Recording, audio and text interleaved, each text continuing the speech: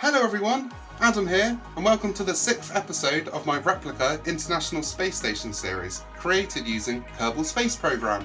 So far in this series, we've launched Zarya, Unity, Zvesta, PMAs 1, 2 and 3, the Z1 Truss, and of course docked them all together. We've also recreated every shuttle mission to the station so far, even though at some point I'm bound to start skipping some.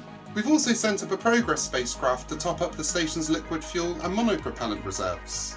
Though the P6 truss is still required in order to properly power the Unity module, the complex is now ready to receive Expedition 1, the first permanent crew to the International Space Station. William Shepard, Yuri Gudzenko and Sergei Krikalev would leave Earth aboard Soyuz TM-31, starting a chain of continuous human presence in space that is still unbroken more than 20 years later. The Soyuz R-7 derived booster stage that launched them to space was indeed similar to the one that launched Yuri Gagarin into space in 1961. Designed by Sergei Korolev, this iconic rocket blueprint has been the workhorse of Russia for over 60 years. And a key feature to note is the Korolev Cross, the name given to the booster separation event. As you can see, the boosters flick out at the bottom a moment before residual gases force the top of the boosters to come away from the core. This is a genius way for the boosters to get as much clearance from the rocket as possible. However, some genius is also required to recreate the stage separation in Kerbal Space Program due to the two-part action. Usually in KSP, you plan to separate a stage with one action. In order to do it in two parts, you basically need to make a substage that interferes with the separation process. There are many ways to achieve this, with stock parts and or using DLC, and I consider all methods achievements, so much so that if you can demonstrate you can do this too, then you earn a medal on my Discord server. Before I run the video montage of Soyuz TM-31, I'd like to show some examples of Korolev crosses created by the community. BS Latin Name has made a recreation of Soyuz 10 with a nice clear view of the type of mechanism needed for this effect. He's also made a great Salyut 1 to go with it, naturally. Moving on, I want to share with you just the Dutch guy's rendition of the Korolev cross. I was super stoked to see him accomplish this. He acted like he would not be able to do it, but his version is probably even better than mine, so well done mate. Lovely Vostok there too. Space Guy 90 shared his Korolev cross as well. It's great to see long-time channel viewers becoming so involved. Who would have thought that now I'd be the one getting excited to see what craft you are making next? Right, it's about time I run that video montage of Soyuz TM-31, isn't it?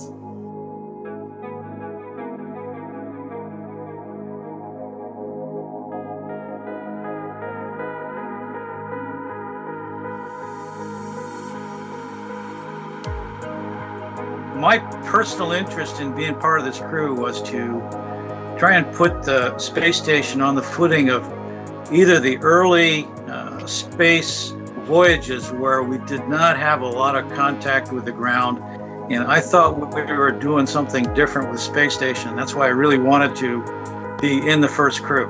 I went to Russia.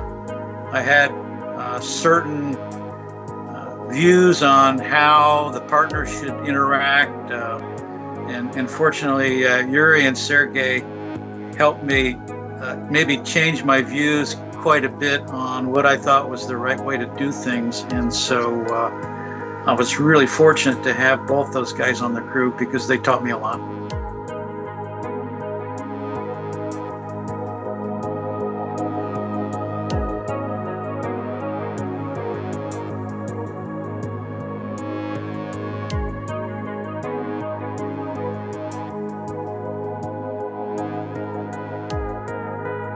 Being out on the launch pad, very foggy day, having several hundred people right at the base of the rocket, which for an American launch would be very unusual, I mean unheard of. Being able to have such close contact with friends and family who are right there, right in the middle of this final moments before you're ready to go fly was really exciting, really special.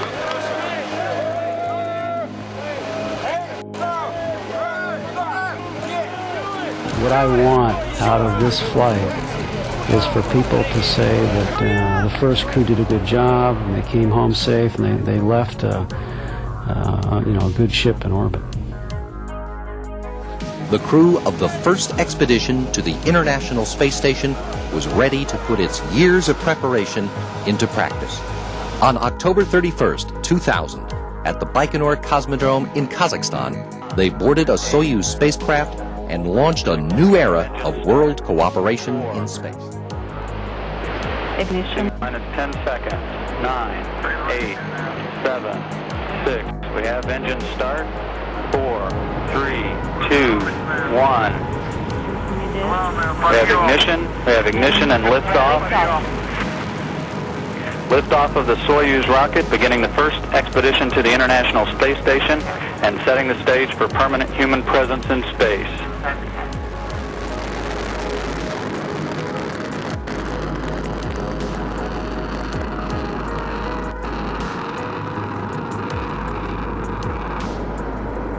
Soyuz first stage delivering 102 tons of thrust from 4 boosters in a single engine. First stage 68 feet long, 24 feet in diameter. The first stage burns for 2 minutes and 6 seconds. The escape tower and launch shroud jettison.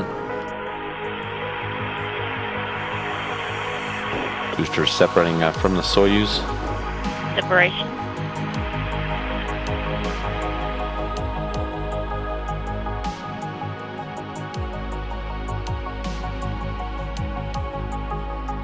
This is a live view from inside the Soyuz spacecraft. Everything is nominal on board. The second stage of the Soyuz separates.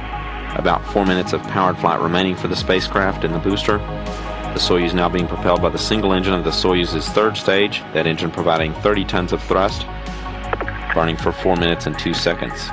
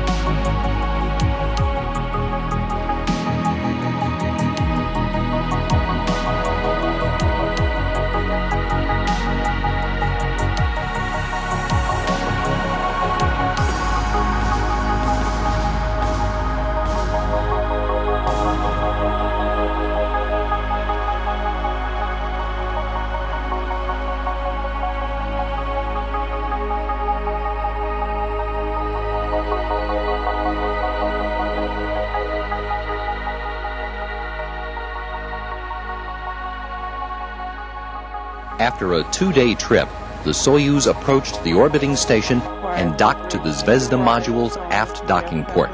Goal of our mission was to make station alive, because when we came, most of the system was shut down, some of them was not even installed, and some of them installation and activation of this system was life critical. So if we wouldn't be able to do this in time, we had to stop mission early and return back home.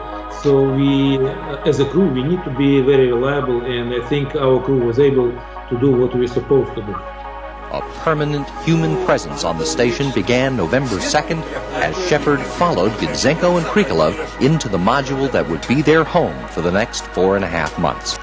Before that day was over, they'd called home and received congratulations and begun the work they had trained for more than 3 years to do. Set up a series of sophisticated modules for the long-term tasks of science and technology development, and make the station a place where people can live on orbit. During the first days, the crew members installed and activated systems that make the station livable: oxygen and water generators, air scrubbers and toilets, the computer and communications systems that facilitated station command and control, and a backup system for docking Progress supply ships, as well as responding to the unexpected, finding a bent pin on a battery connector cable, or dealing with a buildup of condensation in the air conditioner. First expedition person on space station requests permission to take the radio call sign Alpha.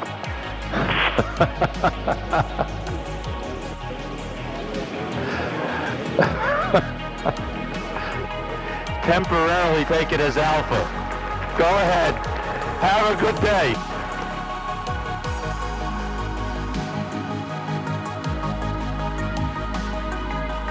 One of my most interesting moments with Yuri in space was looking at the Earth, and he was saying, okay, I was a MiG-21 pilot and I was stationed here. Half an orbit later, I would say, okay, I was a Navy SEAL and we were here, here, here. And then that was a really interesting dialogue.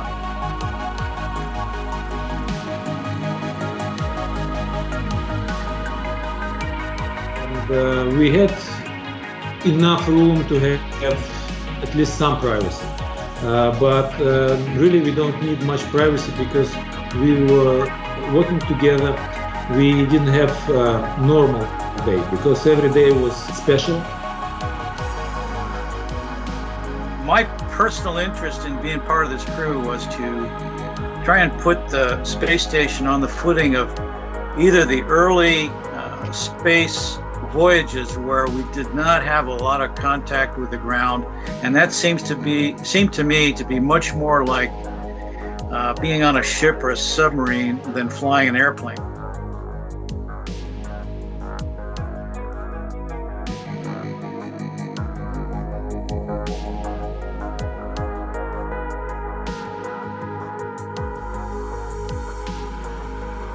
History may forget, our first cargo ship came up about 10 days after we arrived. It was supposed to find us automatically, but it came up and it was acting very strangely. Turbo pumps now coming up to flight speed.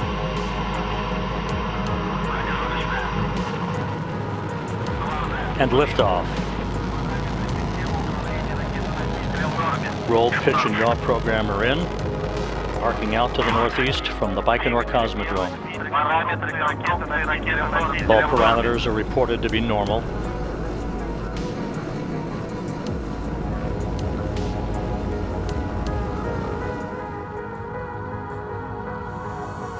And we have first stage shutdown. The Soyuz second stage is guiding the Progress resupply ship on a precise path to its preliminary orbit, and we're standing by for second stage shutdown and separation.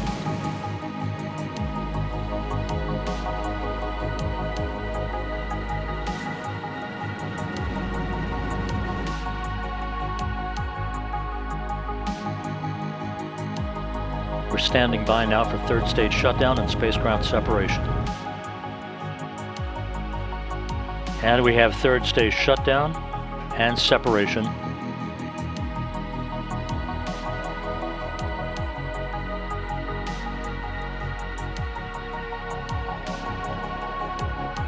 The station crew received its first delivery of food, clothing, and hardware on a Russian cargo ship on November 17th, when the automatic docking system on that Progress ship failed to lock onto its target.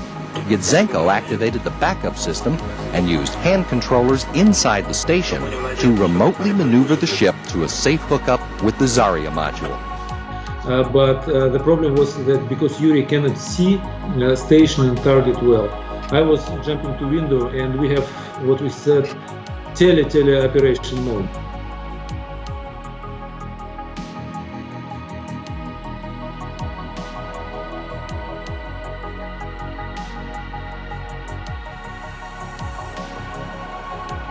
The crew spent the next week unpacking the supplies inside, then reloading the craft with garbage and equipment that was no longer needed on board.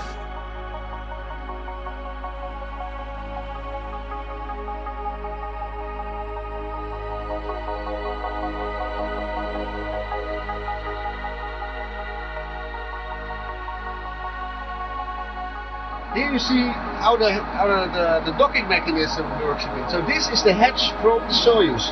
On the front you have this probe that is normally before docking extended. This probe gets into contact with this. Let's put the light on. Okay. this is the part from the station.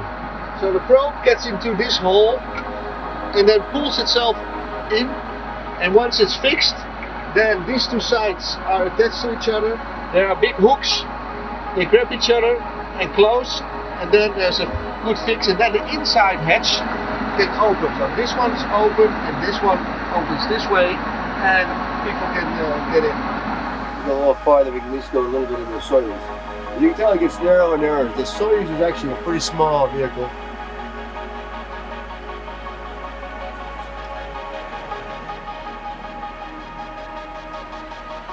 This is the roomy part of the Soyuz. It is right here. It's called the BO, which is basically a living compartment. The living compartment, Bitovoy Otsek in Russian. It also has a little bathroom. It's not as good as the other bathrooms, so we try not to use it too much. It has drinking water in it if we need something to drink. And then, of course, it's filled up with a lot of cargo for us. Bringing up and also bringing back down. It has a second purpose when it comes back to Earth. It serves as a garbage container. During the descent, we'll get rid of this area right here, and everything that's in it will just burn up as it's coming into the atmosphere. So that way we can get rid of a little bit of trash. But the main area where we were on launch and where we're going to be on descent is down here, because we're not part of the trash. So we're in a safe place. So we're in the descent module, SA. It's a little small, but you can get in.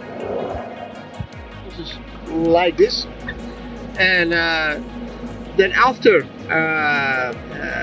we enter the atmosphere, we're about 100 kilometers, 140 kilometers, we separate, and 140 kilometers we separate from the living module and the engine module, which is below us, and only this part, with 3 persons sitting here, only this part has a heat shield, and that comes down through the atmosphere. So this will be the outside hatch. So once we land, people open this hatch, and then or we do it ourselves, and then we can get out again. I will try to get to my seat here to see how much we can still see that. So I will be on the left seat.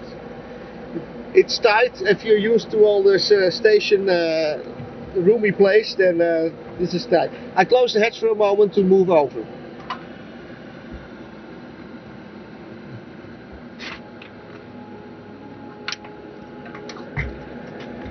So, here I'm sitting. I have my procedure books here, so whenever it's needed, you can land. The headset. You have to mention we do this in our spacesuit, so it's going to be very tight. And so all the equipment is here. So you can imagine that you cannot bring much back. So that's good that we have Dragon nowadays, so we can also bring samples from experiments back, for example.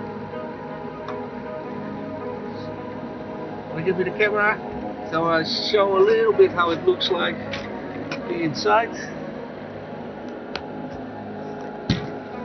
Okay. So here we have the dashboard and the buttons to use, important valves. Little window.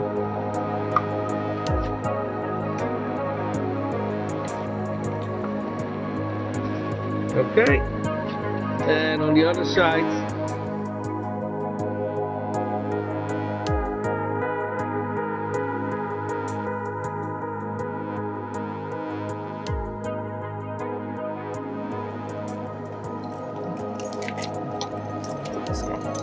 got to move a couple things. We were just starting to get ready. We're preparing a couple days ago for our ride home. It's a little bit squishy, but everybody asks, how do you sit in the Soyuz? And you sort of sit in your seat like this. The seat is molded to your body, and so you can just sort of squish in here and be pretty relaxed. Everybody has a handmade seat for them.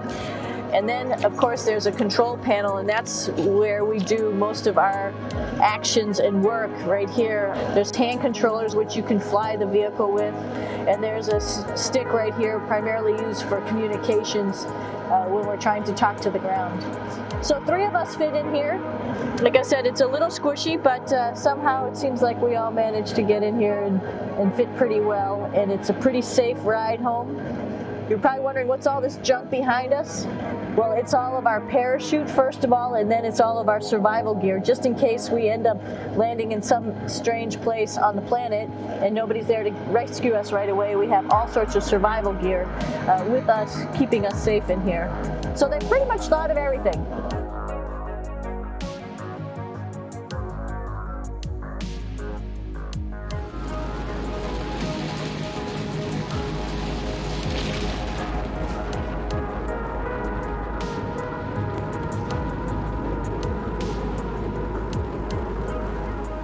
On December 2nd, the International Space Station crew welcomed its first visitors. Astronaut Brent Jett docked Endeavour to ISS, and his crew spent the next 6 days installing and outfitting the station's new power plant, featuring the largest solar arrays ever flown in space, which provided ISS with the electrical capacity to run its environmental systems in all its modules, opening up the Unity node to the crew permanently.